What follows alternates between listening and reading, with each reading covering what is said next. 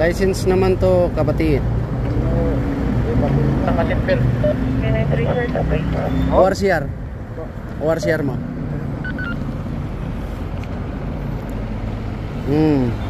Your ORCR, sabi dito is March 7, 2023. Wala na. Wala nang latest na ORCR.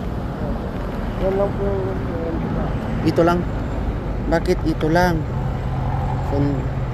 Kasi pag ito ang ibibigay mo, brother, unregistered na to. Ayan o. For the whole month of August. Valid lang siya until whole month ng August 2023. Sa September 2023, September 1, unregistered ka na. Ano muna kasi to? Brother? Parehistro mo kasi lalo lang tayong mahirapan pag hindi mo pinaparehistro. Unregistered, bawal na bawal yung unregistered, ha?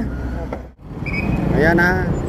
Alam mo nang magiging consequence ng unregistered na motorsiklo. Kaya ayusin natin, ha? Sige, sige.